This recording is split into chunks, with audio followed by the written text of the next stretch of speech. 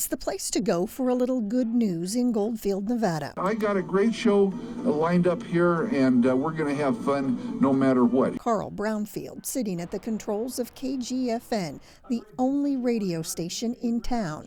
With the population hovering at around 280 people, there's not much need for another. I live here because I just love history. I always have. But while Brownfield keeps the content light, This is Leon, the Weather Bureau. there's no ignoring world events. People are very cautious, from here. We know what's going on. I personally have had 3 friends die from it. Not here, obviously. Statewide, COVID-19 has taken more than 800 lives. It just so happens none of them are from Goldfield. In fact, in all of Esmeralda County, not a single case so far. And it's inevitable that it's going to happen. And so we're just trying to do what we can to postpone it. Esmeralda County Commissioner Timothy Hipp knows their isolated lifestyle helps. The surrounding mines are still going strong, but the boom days of the early 1900s, when Goldfield was the biggest city in the state, are long gone. Some calling this picturesque community a semi-ghost town, with more residents buried in the local cemetery than walking the streets. That would be accurate, yes. Killed by gunshot or eating library paste, but not COVID-19. I just, knock wood, you don't even want to say those words out loud. Jim Fawcett is principal and teacher at Goldfield's Combination Elementary Middle School. Come on in. Set to welcome back 35 students in mid-August.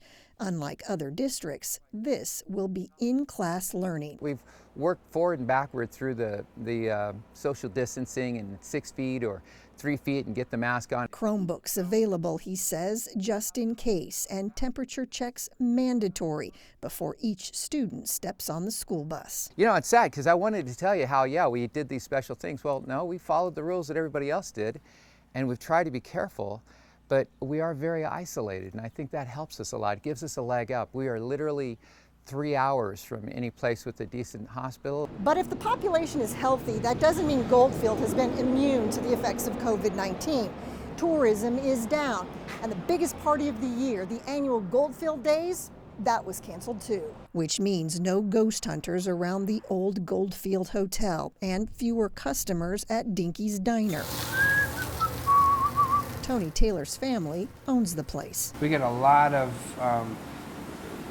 paranormal people coming up here all the time, We haven't seen them all year though. They're not coming around right now. Taylor admits there was some pushback on the mandatory mask policy implemented for businesses statewide.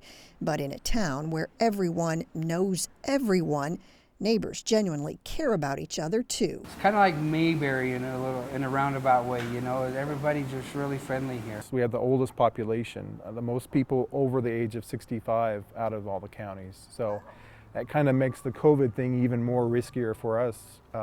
We have a really high number of people that are susceptible to it. Back at the radio station, I'm 76, and I'm right in that group. Brownfield keeps an eye on traffic passing by his front window, the main drag of US 95 linking bigger cities like Las Vegas and Reno.